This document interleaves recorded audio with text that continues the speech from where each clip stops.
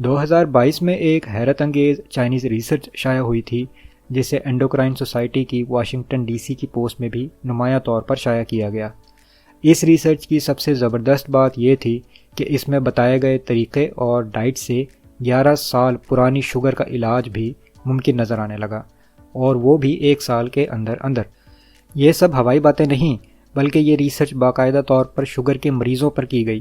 اور 90% لوگوں کی شوگر بشمول ان کے جو انسولین اور دوا پر تھے، ان کا دوا اور انسولین پر انحصار صرف 3 مہینوں میں کم ہوتا چلا گیا، اور 55% لوگ ایسے تھے جن میں باقاعدہ ڈائبٹیز ریمیشن دیکھی گئی، یعنی ان کی شوگر بالکل ٹھیک ہو چکی تھی، اور 1 سال تک انہیں آبزرو کیا گیا اور انہیں شوگر کے لیے کسی دوا یا انسولین کی ضرورت نہیں پڑی۔ ان صحت یاب ہونے والے شوگر کے مریضوں میں ایسے لوگ بھی شامل تھے جن کی شوگر 6 سے 11 سال پرانی تھی۔ ہے نا حیرت انگیز بات؟ تو ایسی کیا خاص بات تھی اس میں؟ انٹرمیٹنٹ فاسٹنگ اور CMNT یعنی چائنیز میڈیکل نیوٹریشن تھراپی۔ آسان الفاظ میں کہوں تو ایک خاص طریقے سے روزہ رکھنا ہے، پورے دن کا نہیں بلکہ کچھ گھنٹوں کا، اور اس دوران میں ایک خاص قسم کی ڈائٹ لینی ہے۔ مطلب یہ نہیں کہ باہر سے سپلیمنٹ یا مہنگے قسم کے کھانے ہیں، بلکہ سادہ سی چیزیں جو ہمارے ہاں بآسانی مل جاتی ہیں۔ تو پہلے ہم جانتے ہیں کہ انٹرمیٹنٹ فاسٹنگ کا دورانیہ اور ہفتے میں کتنے دن کر سکتے ہیں، پھر میں آپ کو بتاؤں گا کہ CMNT کیا ہے، اور پھر ہم بات کریں گے اس غذا کی جو CMNT میں استعمال کی گئی، اور ساتھ میں آپ کو بتاؤں گا فاسٹنگ کے حوالے سے چند انتہائی ضروری باتیں جو فاسٹنگ سے پہلے سمجھنا ضروری ہیں۔ اس تحقیق میں جو طریقہ اپنایا گیا اس کے مطابق ہفتے کے 5 دن فاسٹنگ کروائی گئی اور اگلے 10 دن ایڈ لیبیٹم ڈائٹ استعمال کروائی گئی، یعنی وہ غذا جو آپ شوگر کنٹرول کے ساتھ عام دنوں میں کھاتے ہیں۔ لیکن عام غذا کا مطلب یہ نہیں کہ جو دل کرے کھائیں، بلکہ ان دنوں میں بھی اتنا ہی کھائیں جس سے کم بھوک لگے اور شوگر بھی کنٹرول رہے۔ مقصد یہ ہونا چاہیے کہ فاسٹنگ کے دوران یا بعد میں آپ کے جسم میں کسی قسم کی نیوٹریشنل ڈیفیشنسی نہ ہو۔ یہاں ایک بات واضح کرتا چلوں، اور یہیں سے بہت سے لوگ اکثر غلطی کر جاتے ہیں، وہ یہ کہ فاسٹنگ کا اصل مقصد بھوکا رہنا نہیں، بلکہ اس بات کو یقینی بنانا ہے کہ جسم کو ہر چیز کی اتنی ہی مقدار ملے جتنی جسم کو ضرورت ہے، نہ اتنی زیادہ کہ شوگر بڑھنے لگے، نہ اتنی کم کہ کمزوری ہونے لگے۔ بہت سے لوگ اتنا زیادہ بھوکا رہتے ہیں کہ کمزوری ہو جاتی ہے، اور روزے کے بعد اتنا کھا لیتے ہیں کہ شوگر بڑھ جاتی ہے۔ اس لیے آپ کی غذا میں کاربز، پروٹین، فیٹس اور فائبر، یہ سب اجزاء شامل ہونا ضروری ہیں، فاسٹنگ کے دنوں میں بھی اور فاسٹنگ کے بعد بھی۔ CMNT یعنی چائنیز میڈیکل نیوٹریشن تھراپی میں اصل میں اسی چیز کو مینج کیا گیا، یعنی کھانے کو اس انداز سے ترتیب دیا گیا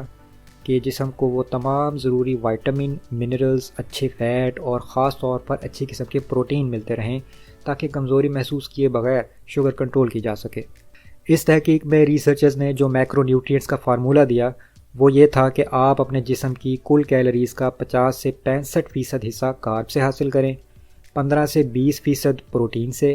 اور 20 سے 30% کیلوریز فیٹ سے حاصل کریں، اور ہر کھانے میں کم سے کم 5 گرام فائبر ہونا چاہیے، یعنی صبح، دوپہر اور رات کے کھانے میں یہ سب میکرو نیوٹریئنٹس شامل ہونے چاہیے۔ تحقیق کے مطابق آپ ناشتہ صبح 6:30 سے 8:30 کے درمیان لیں گے، دوپہر کا کھانا 11 سے 1 کے درمیان، اور رات کا کھانا شام 5 بجے سے 7 بجے کے درمیان کریں گے۔ اس طرح آپ کی ایٹنگ ونڈو عام طور پر صبح کے پہلے کھانے سے شام کے آخری کھانے تک محدود رہے گی، اور شام کے کھانے کے بعد اگلے دن کے ناشتے تک آپ فاسٹ کریں گے۔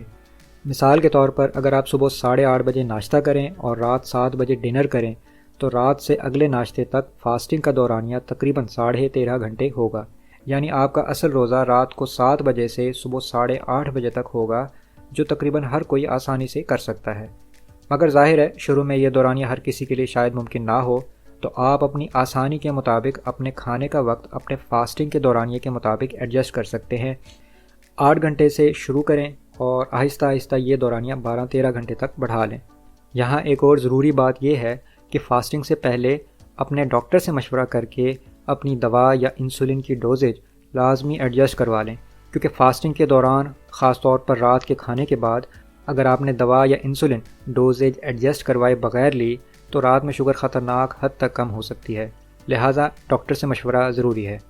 اب جانتے ہیں کہ فاسٹنگ کے لیے ناشتے، دوپہر کے کھانے اور رات کے کھانے میں کیا کھانا ہے۔ سب سے پہلے بات کرتے ہیں ناشتے کی۔ اگر آپ یہ ریسرچ پڑھیں اور اس میں وہ حصہ جس میں ناشتے کے بارے میں بتایا گیا ہے وہ دیکھیں تو آپ کو دواؤں کی طرح کے کافی مشکل نام نظر آئیں گے، اور شاید آپ کو لگے کہ ان میں سے کچھ بھی ہمارے ہاں نہیں ملتا، لیکن شاید آپ کو یہ سن کے حیرت ہو کہ یہ سب چیزیں آپ بآسانی اپنے کھانوں کے ذریعے لے سکتے ہیں، اور شاید پہلے سے کچھ لے بھی رہے ہوں۔ مثال کے طور پر مالٹوڈیکسٹرین، آئسومالٹو اولیگوسیکرائڈ اور ریزسٹنٹ ڈیکسٹرین اصل میں کاربز اور فائبرز سے بنے کمپاؤنڈز ہیں جو گندم کی روٹی، جو اور بھورے چاولوں میں پائے جاتے ہیں۔ سوڈیم ایسکوربیٹ اصل میں وائٹامن سی کی ایک شکل ہے۔ پوٹاشیم سائٹریٹ ایک سپلیمنٹ ہے جو پوٹاشیم کی کمی پورا کرنے کے لیے دیا جاتا ہے۔ وائٹامن ای سے آپ بخوبی واقف ہوں گے، اور اس کے علاوہ ٹی پالیفینولز بھی اس ناشتے میں شامل کیے گئے جو آپ اپنی گرین ٹی سے لے سکتے ہیں۔ باقی اس میں پروٹین کے لیے کیسین پروٹین استعمال کیا گیا تھا، اور ہیلدی فیٹس کے لیے فیٹی ایسڈز استعمال کیے گئے۔ تو شاید آپ اندازہ لگا سکتے ہیں کہ CMNT میں دیا گیا ناشتہ دراصل کاربوہائیڈریٹ، فائبر، پروٹین اور فیٹس کا ایک بیلنسڈ کمبینیشن تھا جو آپ اپنے ناشتے میں کھانے والی چیزوں سے بھی حاصل کر سکتے ہیں۔ یہی اچھے ناشتے کی پہچان ہے جو آپ کی شوگر بھی نہیں بڑھنے دے گا، آپ کو انرجیٹک بھی رکھے گا، اور آپ کو کئی گھنٹے بھوک بھی نہیں لگنے دے گا۔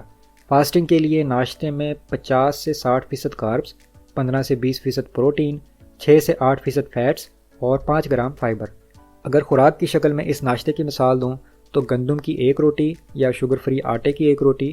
کریلے، لوکی، توری یا پالک کے ساتھ کھائیں، یا کوئی اور سبزی بھی لے سکتے ہیں۔ پروٹین کے لیے کیسین پروٹین کا ایک سکوپ، اور ہیلدی فیٹس اور وائٹامن ای کے لیے اولیو آئل کا ایک چائے کا چمچ، یا پھر چیا سیڈز کا ایک چائے کا چمچ، اور پھر گرین ٹی بغیر چینی۔ یہ سب ملا کر تقریباً ایک کھانے کی پلیٹ بنے گی جس میں تقریباً 260 سے 280 کیلوریز ہوں گی۔ ناشتے کے بعد باری آتی ہے دوپہر کے کھانے کی، یعنی لنچ کی، جو آپ 12-1 بجے کریں گے، مگر اس میں ناشتے کے مقابلے میں کیلوریز تھوڑی سی زیادہ ہوں گی، تقریباً 330 سے 370 کے درمیان۔ اس کے لیے آپ براؤن رائس 1/3 پلیٹ، دال تقریباً آدھا کپ، سبزیاں یا سیلڈ، اور ایک کھانے کا چمچ پمکن سیڈز یا کدو کے بیج۔ پمکن سیڈز کی خاص بات یہ ہے کہ ان میں پروٹین، فائبر اور ہیلدی فیٹس بھی ہیں، اور بہت سے وائٹامنز اور اینٹی آکسیڈنٹس بھی، جو شوگر کی وجہ سے ہونے والے بہت سے ممکنہ نقصانات سے آپ کو بچا سکتے ہیں۔ تحقیق میں جو نیوٹریشنل رائس دوپہر کے کھانے میں دیے گئے، اس میں کریلا، کدو، دال مونگ اور پالک بھی شامل تھے۔ میں نے اپنی سبزیوں والی ویڈیو میں بتایا تھا کہ کریلے پر اب کافی تحقیق ہونے لگی ہے، کیونکہ یہ دیکھا گیا ہے کہ اس میں ایک انسولین کی شکل کا کمپاؤنڈ بھی ہوتا ہے جو شوگر کا علاج کرنے میں بھی مددگار ہو سکتا ہے۔ ڈنر یا رات کے کھانے کی بات کریں تو اس میں آپ کو رکھنی ہے 270 سے 300 کیلوریز، اور اس کے لیے آپ لے سکتے ہیں ایک ابلا ہوا انڈا یا لو فیٹ دہی، ایک چھوٹی گندم کی چپاتی، اور ٹماٹر، بند گوبھی اور کھیرے سے بنا ایک سیلڈ، ایک چائے کا چمچ گراؤنڈ فلیکس سیڈز یعنی کوٹے ہوئے السی کے بیج، اور پھر ایک کپ گرین ٹی بغیر چینی۔ دہی یا انڈے کی بجائے آپ چائے سے پہلے تھوڑے سے بادام، اخروٹ یا کاجو بھی کھا سکتے ہیں، زیادہ نہیں کھانے کیونکہ ان میں کیلوریز بہت زیادہ ہوتی ہیں، تو صرف 10 سے 12 بادام، 6 یا 7 اخروٹ، یا پھر 8 سے 9 کاجو۔ یہ ڈنر آپ کریں گے رات کو 7 یا 8 بجے۔ اس کے بعد کوشش کریں کہ 9 یا 10 بجے تک سو جائیں، اور پھر اگلے ناشتے تک آپ کی فاسٹنگ کا دورانیہ 12 سے 13 گھنٹے ہوگا۔ ایک اور بات یہ کہ انٹرمیڈینٹ فاسٹنگ کا مطلب یہ ہرگز نہیں کہ فاسٹنگ کے دوران پانی بھی نہیں پی سکتے، بلکہ بہتر یہ ہے کہ تھوڑا تھوڑا کر کے پانی پیتے رہیں، ورنہ ڈی ہائیڈریشن یا بدہضمی کی شکایت ہو سکتی ہے۔ دوسری اہم بات یہ کہ کھانے کے بعد تھوڑی سی واک لازمی کریں۔ واک آپ کے پٹھوں کو اس قابل بنانے میں مدد کرتی ہے کہ وہ آپ کے جسم میں بننے والی شوگر یا گلوکوز کو استعمال کر سکیں، اور جیسے جیسے یہ عادت بنتی ہے ویسے ویسے آپ کی انسولین سینسیٹیوٹی بہتر ہونے لگتی ہے۔ تیسری ضروری بات یہ کہ جیسے میں نے پہلے بھی کہا کہ فاسٹنگ کے لیے شوگر کی دوا یا انسولین کی مقدار اور ٹائمنگ اپنے ڈاکٹر کے مشورے سے لازمی ایڈجسٹ کروا لیں۔ فاسٹنگ کا مطلب ہرگز یہ نہیں کہ دوا چھوڑ دیں، اور ڈوز ایڈجسٹ کروانا اس لیے ضروری ہے کہ فاسٹنگ کے دوران شوگر بہت زیادہ کم نہ ہو جائے۔ مقصد یہ ہونا چاہیے کہ آپ کی شوگر سٹیبل رہے، اور ہاں، اپنی شوگر وقفے وقفے سے چیک کرتے رہیں۔ بہتر ہے کہ جیسے کھانے کا شیڈول بنائیں ویسے ہی شوگر چیک کرنے کا شیڈول بھی بنائیں، اور اپنے بلڈ شوگر چارٹ میں یہ سب لکھتے رہیں۔ اس سے آپ کو نہ صرف اپنے شوگر کے حساب سے اپنے کھانے میں تبدیلی کرنے میں آسانی ہوگی، بلکہ وقت کے ساتھ جو شوگر کنٹرول میں بہتری آنا شروع ہوگی وہ بھی نظر آئے گی۔ آخری بات یہ کہ میں ڈاکٹر نہیں ہوں اور آپ کو جو کچھ بھی بتاتا ہوں بالکل جینوئن ریسرچ کی روشنی میں بتاتا ہوں، مگر ہر کسی کی صحت، جسم کی غذائی ضرورت، شوگر لیول اور دوا ایک جیسی نہیں ہوتی، لہٰذا فاسٹنگ سے پہلے اپنے ڈاکٹر سے مشورہ ضرور کر لیں۔ امید کرتا ہوں کہ ویڈیو پسند آئی ہوگی، اگر ایسا ہے تو لائک ضرور کیجیے گا اور اپنے پیاروں کے ساتھ شیئر بھی۔ کوئی سوال ہو تو کمنٹس میں بلا جھجک پوچھیں۔ اپنا ڈھیر سارا خیال رکھیے گا، خوش رہیں، فی امان اللہ۔